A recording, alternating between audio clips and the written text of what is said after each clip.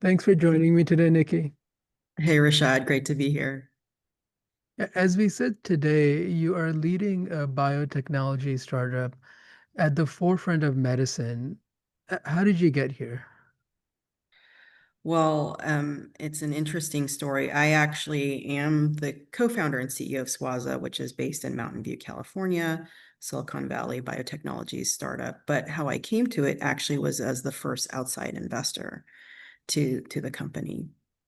And this story really starts in COVID, as many of the stories today start. But in my case, in 2020 is the year that I call my Jobin year, because in that year, I lost my mom very early to COVID. Um, to tell you how early it was when she passed in Virginia, they wrote about it in the Washington Post with two other people because it was so exotic to actually have someone die from SARS-CoV-2. In that same year, I lost all of my dependents who lived with me. They were older dependents. And I had suffered a head injury where I had to relearn how to walk again. I had so many different life changes in that one short period of time. I found myself at the end of 2020 um, alone with the mirror and God and asking the question, when we lose those aspects of our identity that we define our daily lives by, then who are we really? And at the end of that time, I sort of just realized that, well, whatever I have or I haven't done or whatever I've achieved, I haven't achieved, I'm a steward. Um, we don't really own anything. It's all on loan to us, time, money, resources, and talent. So I thought, well, what I need to do is basically spend whatever time I do have, whether it's 10 years or 100 years, it's all really short, building things that matter. And so I radically changed what my focus was on. I radically changed the things I was investing in. I had a very different risk profile and risk appetite. And it wasn't really for money, but it was for impact. And so, in parallel at that same time, my co founder, Jay Rajadas, had been rapidly trying to race against the clock to develop key technologies in response to COVID.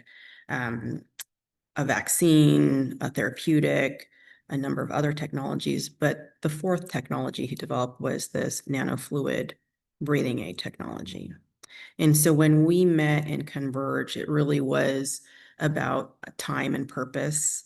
And I saw the utility of what um, we were doing in not only in respiratory care, but really the approach using these advanced drug delivery techniques to really create new kinds of therapeutics that really addressed the host or the person rather than specific underlying biochemical processes of disease as being not only very useful, but having huge utility and in meeting a huge unmet need. So my journey to this type of entrepreneurism, rather than having it be a progression or a departure from something that I had been doing before, was more of a homecoming to a really intentional, grounded, and purposeful approach to not only investing my time, but resources and effort into. So when I came upon Swaza technology, it wasn't the question, should I do this? It was the question, how can I not do this? Because this matters. This is what I need to be called to build. And so that alignment of purpose, that alignment of mission was really what drove all of this. Jay, who's the inventor of the technology, he spent his entire life creating life-giving therapeutics, and it's not for money or for fame. It's because he wants to see people benefit from good science and have better quality of life. So it's a real privilege to be able to do this and to represent a team of people who have decades of experience and passion creating therapeutics and regenerative biomaterials. I'm sorry to hear about your mom and your family. It sounds like you went through a very difficult time to almost reprogram and rewire your thinking and your purpose to a different mission. If you're open, maybe talk to me about how did you think about purpose in life and what and how did that translate to different career opportunities you undertook before. And it seems like you did amazing work even before the COVID pandemic, and you continue to do amazing work after. To me, it looks almost like a linear trajectory, if I'm being frank with you, although albeit in different industries and different verticals. Um, how do you think about purpose now? And what advice do you have to say a 20-year-old Nikki, if you had a chance to talk to her? What would you tell her about purpose? And maybe let's, feel free to go into the personal side of things as well. But if you can give a synopsis on the career or the work side of things as well. Well, thanks, Rishad. I had been blessed with a very good career. I was good at what I did before. I was in executive leadership, particularly at the intersection of academia and entrepreneurship. We were building sort of businesses spinning out of academia to actually scale up higher education. This was with the growth of online learning, with the growth of digital textbooks, and the growth of competency-based education. So we were really one of the pioneers of that. Ended up building an organization that was sold to University of Massachusetts in 2021. And sort of the educational mission, again, it ties back to a sense of purpose, a contribution to the world, leadership. Um, at the same time, I think in the course of that career, which was very meaningful, I think we all reach these certain plateaus where you know that you're very good at it, but you're not learning more, and that the thing more that you should be doing may be outside of your comfort zone. And so I had reached that point at several different stages in my career. And I would always respond to that by stepping back and then seeing, given where I am right now, what can I do to explore these other aspects or talents that I want to cultivate? and and who are the people that I should be doing that with.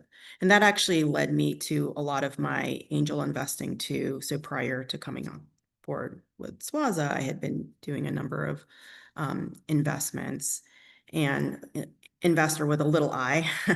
But I had the fortune of being in the Silicon Valley, right? Persisting, getting some wins in that area, which then, rolled into my entrepreneurial journey at Swaza. But to tell the 20-year-old self, I actually have one of the really profound joys that I have is when I talk to young people. A couple of years ago, I was invited to University of Chicago at the Booth School of Business to meet with students there and talk to them about their journeys. And what I actually told those students, and this is something that I did after that profound year in 2020 at the end, was I sat and I made a list of everything that I wanted to do, be, and see, like in terms of achievement. And these are not necessarily career achievements, but I didn't want to die before I knew this list of things that I had touched upon them. And it and it had to be a very honest list. It wasn't about what would look good to somebody on the outside. Um, the house, car, everything. That it wasn't from the outside in, it was from the inside out, and having to sit and be very honest with that list. And I sat at one point and I wrote and I kept writing and I kept writing, just each line a different thing, until I found myself starting to repeat things. That means I had exhausted that. And that became what I call the list. Not very creative. But the interesting thing is when I committed to that sense of vision, that real true heart list, that's when everything really shifted for me. That brought me to this part of my journey. And some of the things on the list were actually quite outlandish and ridiculous, like things I would have never imagined happening, but they felt true, like truly aspirational to me. And the interesting thing is that over the course of time, I started noticing even those outlandish things on the list actually start to happen, because there was a fundamental truth, I think, from the inside out, and then connecting with the world that you live in and the life that you live in. If there's an alignment there. So I tell young people, spend time making that list and be 100% honest with yourself. And then if you think you want something, stop and say, why do I want that? Is it because I'm supposed to want that? Because social media tells me to want it, or whatever, or my classmates in my grad school tell me that that's what I should aspire to, or do I really want it? And it can be simple things as well. So my list ranges from the outlandish, about building my company, et cetera, to just small daily rituals of like, well, I want to have nice flowers in my house every week, like down to that level of detail. It somehow is important to my soul. I put it on the list. So that's what I tell young people, and that's what I tell myself, because that was a transformative process for me. And I still, every day, every morning, I put that list in front of me, because you need that on the entrepreneurial journey, as you probably know yourself, to remind you, what am I doing? Why? Where does this come from? And every morning I put it in front of me, and that's what orients my thinking that day. That's fascinating. And, I'm someone who struggles with routine a lot. Every Okay. day is different, and I kind of like it that way. Um, which isn't ideal because often I get into Friday and I have 30 things to do, and I'm up till midnight. How do you think about routine, and having, say, weekly or monthly goals or even daily goals, as opposed to more going with the flow to an extent, and just kind of seeing where the opportunities and problems lie in both your personal and business life and dealing with those as they come? Yeah, that's a really good question, because I think, like you, my natural tendency is to want to not be limited by routine. And then as an entrepreneur, you can't really have professionally a routine as you would in a corporate environment, where I know that these sort of set meetings are what I need to get to in order to, quote, do a good job. In a startup, which is not a company, it's a startup. It's building something that doesn't exist yet. It's, you need to get to the milestone, you need to solve the problem, you need to address the situation, whether it's equipment in your lab or if it's closing an investment. And those things can be very stochastic, and they are the enemy of routine. What I found probably more helpful rather than the routine itself is to have a very stable mental model, about how you manage your objectives and time, or effort rather. And I think effort and energy, that's now what I think about things more. And so I was not, for example, prioritizing my health very early in the startup. It was all living very cognitively, trying to just focus on the work of, and the 1,000 different things that you need to pay attention to. But I realized that having a proper routine for my sleep, my diet, my exercise, if I didn't have that, then I couldn't support this like cognitive life that had to drive. I couldn't make the right decisions. I couldn't, be and have the right level of energy to do what I need to do. So um, it was more aligning to the bigger goal, and then having that be what drives the sense of routine, and then also having some flexibility and then having those habits. So I like to think about things more in terms of like a weekly container, right? What are the priorities for the week according to the role that I'm playing? And you know, I'm like a student of like 1990s management theory. So like the Franklin Coveys of the world, in 1995, Intel had adopted this kind of universal time management system, which was called the Franklin system. This was ultimately acquired by Stephen Covey and became Franklin Covey. But that kind of model of understanding what the important things are, um, and versus what's urgent, and then trying. Could you explain the system to us? Because I'm Yeah, not familiar so with it. this paradigm is kind of understanding the difference between important and urgent. There are things that are both important and urgent. Those have to be top of mind. There are things that are urgent just because they're emerging contingencies and exigencies, but they're not necessarily important. They're little fires. But then there are things that are neither important nor urgent, and they're not strategic, but oftentimes these take up a lot of our time. Meaningless meetings, pro forma kinds of things, random emails, but because they're activity, they can feel productive.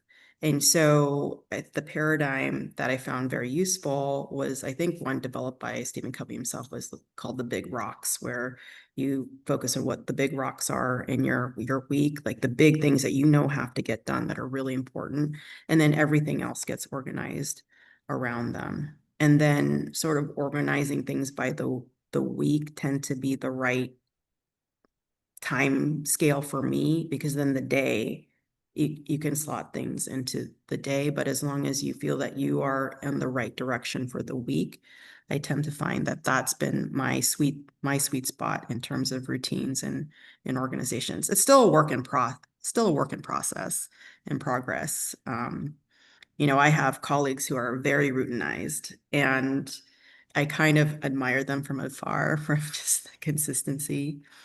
But that's what I do for me. There's a common mantra in this world or in this ecosystem that says, move fast, break things, have a strong bias to action. And from an experiential perspective, I feel like that can go wrong very often in healthcare, because often you don't get second chances. So if you move faster, break things, and I have a very strong bias to action, so I have to temper this bias. Sometimes I need to plan a bit more before I launch a new product, or even simple things like editing this podcast. I need to spend some time editing it and listening to it, coming up with some promotional materials. How do you think about bias to action versus bias to planning? I like Adam Grant's kind of philosophy of moderate procrastination here. Um, I don't know if I like it because that resonates with me, but how do you think about kind of these two opposites of planning or just acting right away? I think probably my experience is that overall a bias towards action tends to move the ball down the field. But a bias towards action isn't an excuse for lack of very intentional thinking and planning, because you can move the ball the wrong direction, you can score the wrong goal. But probably on average, it's better to move than to keep still. That's just been my experience. Um, I think procrastination is probably inevitable with any kind of thinking work that requires deep thinking. And anywhere you're dealing with an unknown, that is in fact what you're mulling over, where there could be multiple possibilities for a problem or a solution. You can't just act your way towards a solution. Sometimes you have to think through, iterate, create small experiments, sort of test a hypothesis and move forward. But I think the world as it's structured now is made for people who take action. And we know this, right? Intuitively. Is it always the most clever, the most competent, the most qualified, who, win the prize or win the game? No, it's often people who reach out and take it, right? And that said, uh, we want people to be thoughtful. I don't believe in breaking things, and we're and you and I are in the sort of the health, field, right? Where it's not about breaking things, it's about first doing no harm. And so that's a guiding principle for us. Whatever we build, we need to make sure we spend the time, and if it takes longer, that it's 100% absolutely safe, and it's 100% absolutely, we are confident that it's not going to cause harm, or if there are harms, we understand every aspect of that potential harm. I think even if you're not building a medical technology, that's a good stance to adopt. And I think more builders, more engineers should think of that first. Like, why am I doing this, and what is the broader impact of what I'm doing? And therefore, I should force myself to slow down where it matters so that I don't create unintended consequences for what I build. Yeah, unintended consequences and downstream effects of what you build are critical in healthcare. You said something in the previous answer that I really like is activity can feel like progress. I feel like founders sometimes they seek external validation more than internal validation. And by internal, I mean internal company validation, which is, does this drive revenue growth, or is the internal team aligned on the strategies we're foreseeing, and is everyone happy, right? Is the team happy? Are we getting along? But sometimes I'll meet founders and then I see they're jumping from pitch competition to pitch competition and stage to stage, and I go, oh no, these guys or these girls, they're going for the external validation of speaking on stage and winning. Like usually these pitch competitions are $1,000 to $5,000, and as opposed to, and their team is staying back and working, and you can kind of see the path there, and usually it does not work out. So maybe let's give you a scenario. Let's say you got invited to JP Morgan main stage, keynote speaker for Swaza. So something that maybe could move the needle for revenue in some aspects, or at least from an investor perspective, although I would argue raising money is not the goal. It's a signal, but it's not, it doesn't really move the needle that much. But there is some internal team dynamics at play that urgently happen, that kind of need your attention to fix them. Your co-founders are fighting, or something that I'm sure happens with every startup at some point.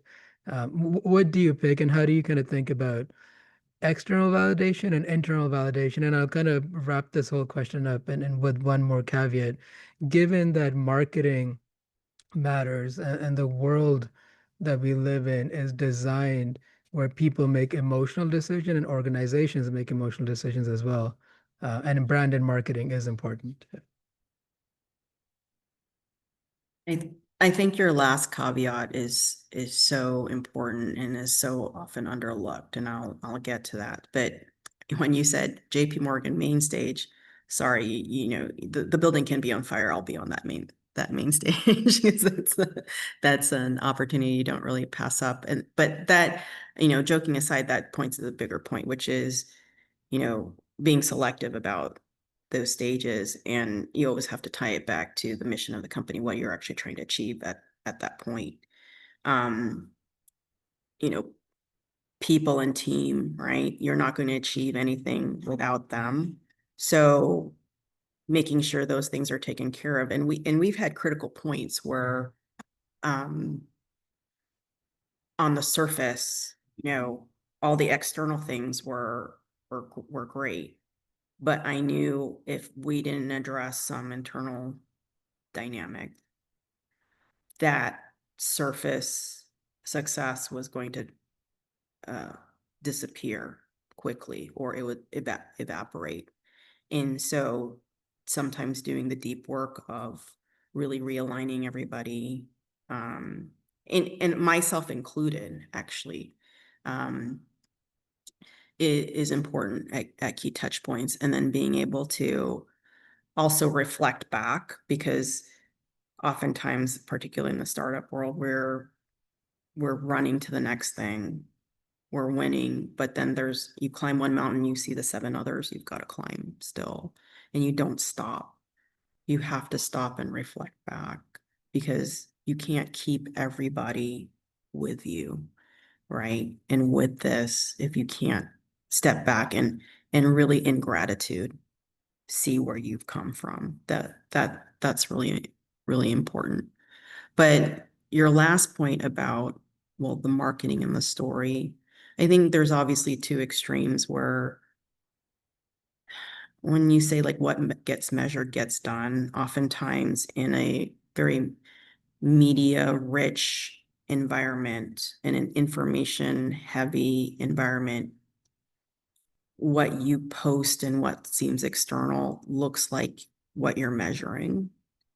And then you create this self-sustaining loop where the more you do that, the more it seems like you're making progress, and it tells a good story.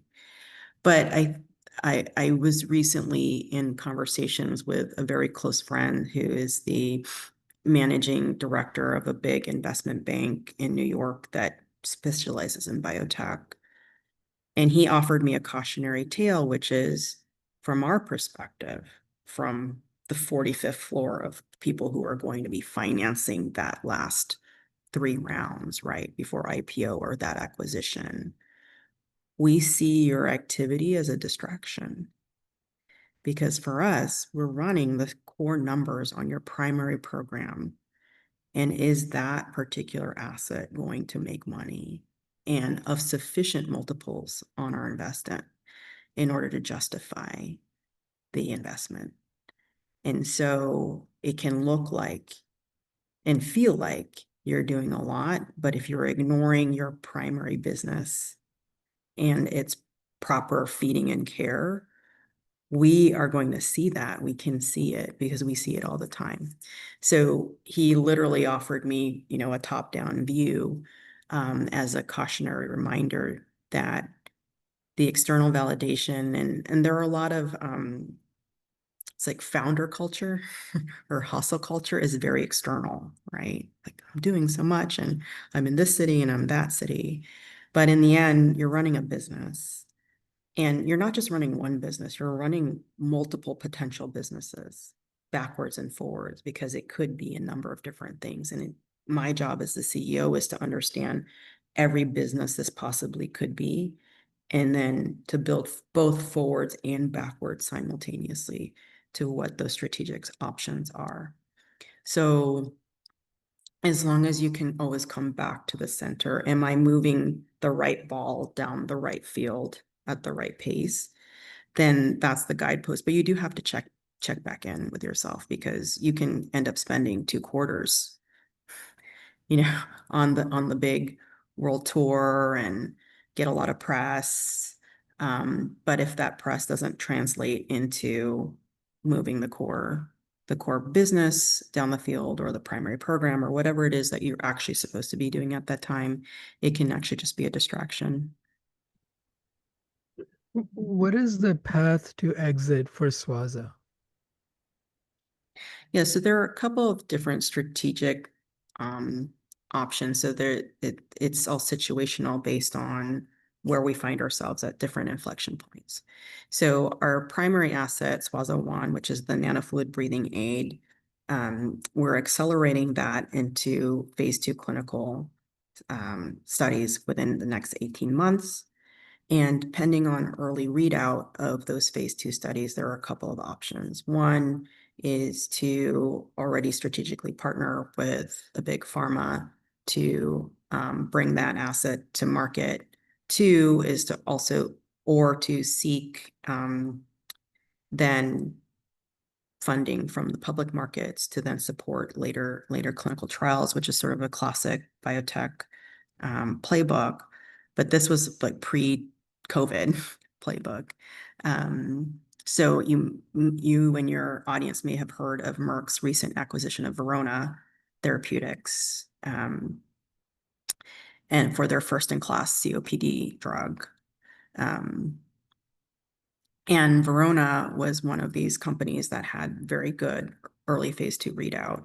They went public on the NASDAQ in 2017, raised 80 million, did their full clinical trials, and actually got the drug already approved in 2024 by the FDA. And it was after that point that Merck went in and then acquired them for 10 billion. So many multiples over what Merck might have had to pay if they had come in earlier. But big pharma, is the cost of capital for them is much smaller. They can afford to completely come in to a de-risked asset and acquire it later. They have the cash to do that. But that's sort of a classic strategic option for a company like Swaza. So it really depends on the gates where you cross. What we are hoping for is nice early phase 2 readout. What we would like to be able to do is leverage that into much larger capitalization to be able to then fuel not only that asset, but we have a number of other programs, because we have technology for wound healing, for example, to suffuse wounds and burns with oxygen, replicating the benefits of hyperbaric oxygen therapy treatment without the hyperbaric oxygen chambers. You can imagine that this can be very useful for patients with diabetic ulcers, for which there actually aren't any topicals specifically approved for that. Actually, you think of the current leading drugs for diabetic ulcers, they actually indicate in the labeling that it's not really intended for use where there's poor vascularization, for example, which kind of defeats the point. That's an area of unmet need that we'd like to address. But we also have other advanced delivery technologies which are very promising that we want to advance. For example, being able to leverage the colon for advanced drug delivery for a number of different indications to be able to bypass the liver. And then also we have very advanced sublingual technologies, which we can load various peptides and molecules on. Again, minimally invasive, non-invasive, bypassing the GI tract and the liver. So inhalation route of drug delivery also extremely promising for a number of things. So we have a number of really exciting projects that we are developing and pushing forward, and we want our first asset to be the vanguard to be able to expand all of those technologies. For the physicians listening, I think we inherently recognize that ventilation is kind of the worst way to deliver oxygen. But we also then say, well, when we think of something like Swaza, you know, nano therapeutics delivering oxygen to the alveoli, it sounds like science fiction. Um, Talk to me about, yeah, just talk to me a bit more about the technology, about the delivery method, and then is the goal to then replace ventilators and intubation and how do you kind of think about the the initial clinical use case, and then what's the blue ocean or blue sky scenario? Yeah, and in essence, what we've developed with Swaza is a topical breathing aid that comprises liquid nanoparticles that can enable dynamic gas exchange at the surface of the lung. So we're actually addressing the physical barriers, the key universal features of lung injury. So you have fluid buildup, protein buildup, and oftentimes scar tissue at the surface, which are a physical block from oxygen coming in and carbon dioxide leaving. And so what we've done with this technology is actually leverage technology that was actually developed in the 1960s by the US Navy, where they were really interested in media that you could breathe instead of air for deep sea submarine. So the concept of liquid breathing has been long known in literature, but has been very limited in practice because, well, as mammals, land mammals, we don't want to drown in fluid in order to breathe. And so this idea of replacing air with fluid one-to-one was the governing paradigm for the use of these materials. Our insight and where we turned this around was to say, well, what if we didn't actually replace the air with the fluid, but what if we used the fluid and encapsulate it in such a way where we can use it as a gas shuttle? And that's what we've done with Swaza. So This may be a silly question, but do we still need to inspire and expire? Do we still need the diaphragm moving up and down for this yes, technology to work? yes. And that, so it's working with how we breathe with our negative pressure diaphragmatic breathing. So the idea is when someone is under a certain amount of respiratory distress, if we can use the diaphragmatic breathing, which actually provides the mechanical force necessary to power the particles, so to speak, to stir them in the alveoli, then we can enable the diffusion of gas through those liquid and fibrotic barriers, and then sustain the person on their own breathing while their clinicians are addressing the underlying cause of the inflammation or the sepsis or whatever is actually causing the injury. So this is addressing the gas exchange part, and it has to do with actually the materials very strong affinity for carbon dioxide is actually the driver for it. But under the atmospheric and physiological conditions that you would find in a human lung, what you would be doing is actually delivering oxygen and absorbing carbon dioxide and exhaling it. Where this technology is actually very exciting for us as well is that because it sequesters carbon dioxide in a situation where you have a hypercapnia or something like a COPD exacerbation, and this is when we're thinking blue sky, which is that could be very, very useful in dealing with those specific conditions and helping provide relief for those patients. But it was designed to be a breathing aid that could be used in austere environments. It's nebulized with simple jet nebulizers, or basically we actually have a device that's simple compressed air device, solar powered, battery powered, that, you know, if you were out in an area where you didn't have much infrastructure clinically, you could still apply this material. Now, I think the obvious use case is healthcare, but it seems like you've come across other use cases like defense, and maybe travel or deep sea diving or altitude sickness.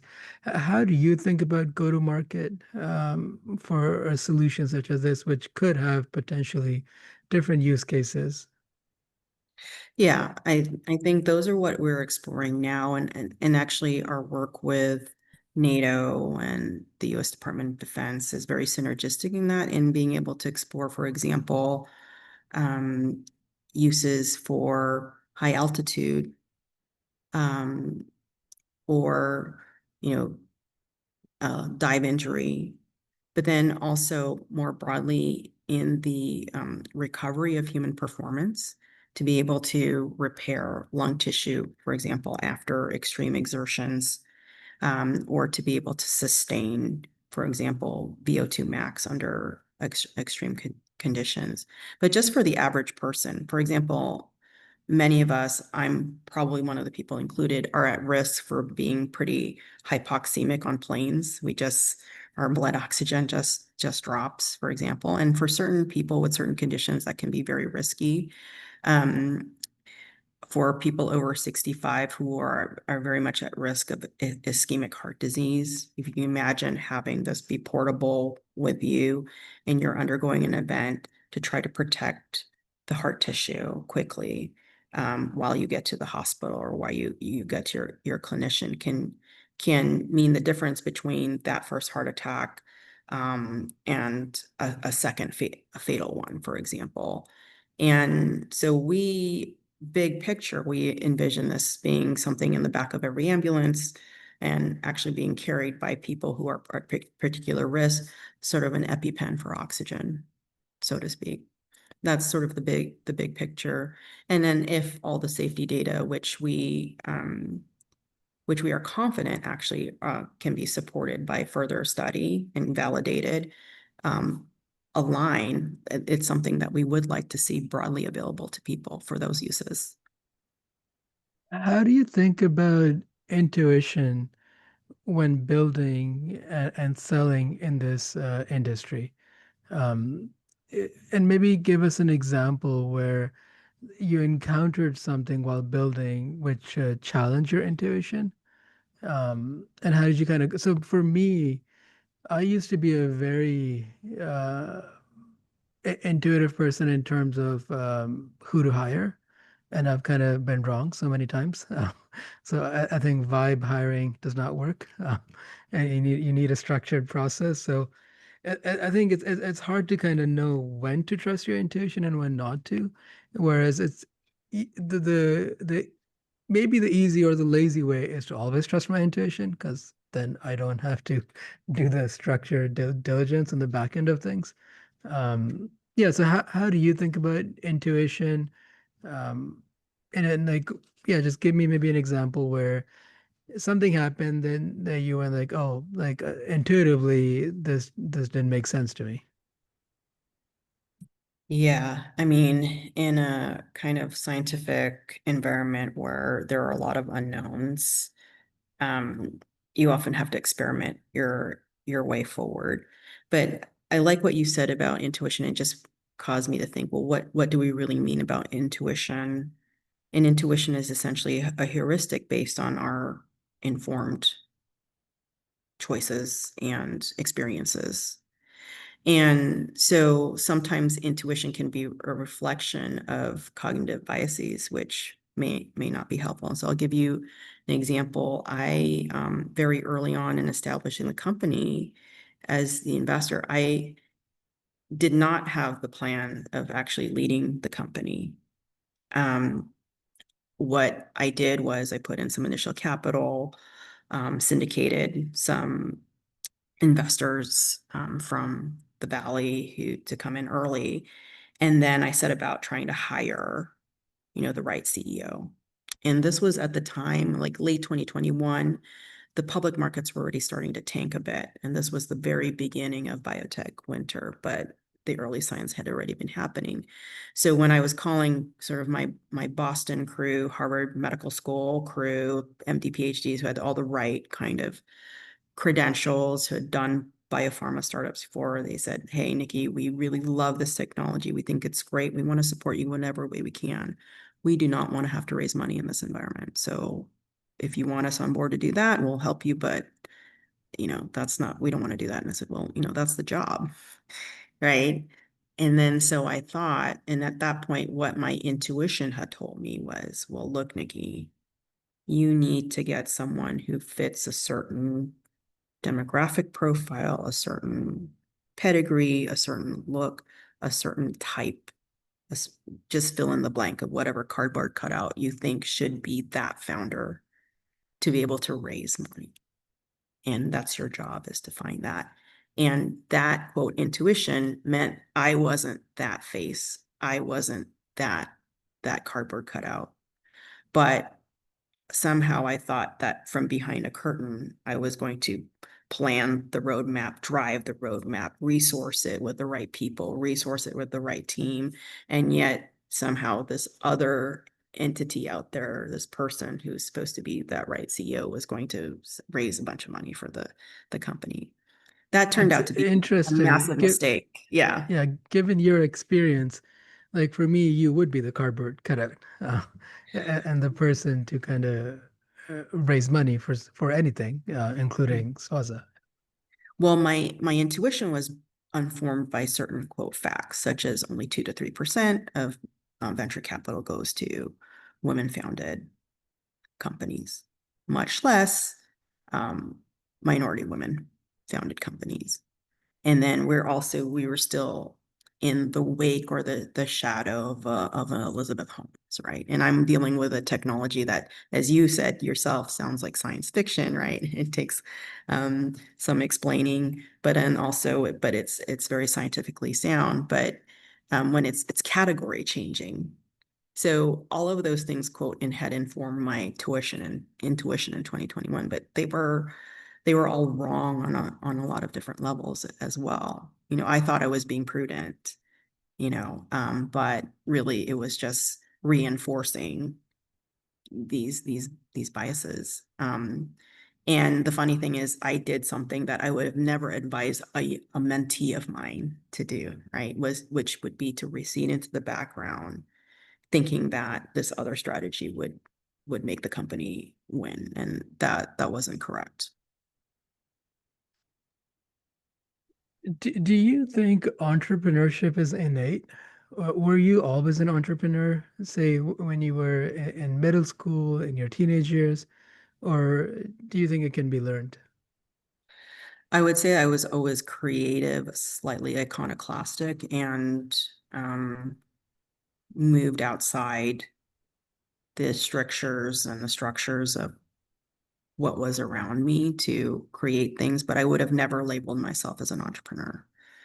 Um, and I've asked that same question, Rishad, like, are there people born to be this? I think it's along a spectrum. There are some people that that they could never work for anybody else, that they have to strike out on their own. But I think our current environment actually demands us all to be entrepreneurs. We don't have the stability of institutions and cultural and even work norms that we had even 30 years ago.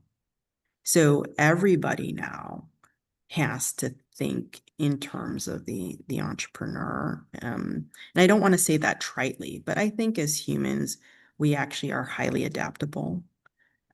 We solve problems. We do that every day. Um, I say, moms are the best entrepreneurs, right? Like if you want something done, ask a busy mom, for example, because they've got to manage building up human beings. What could be more complicated or complex than that? So I think I see those skills and capabilities in people every day. And um, and I think the environment that we live in now demand more of that. And I think it's a human thing to create, and it's a human thing to build. I think we are made to be creators.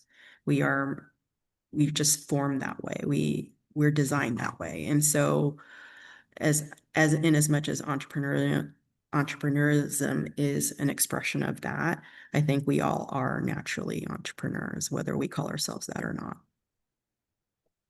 What do you think is the path to changing the statistic that only 2 to 3% of venture capital flows to women, and even substantially, I'm assuming, a small minority of that flows to minority women?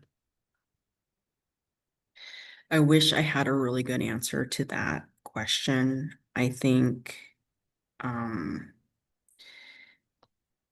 it's just a matter of normalizing the the effort. I tend to find that separating out women founders hasn't been as effective for women founders as we think it might be, like having women only funds, for example.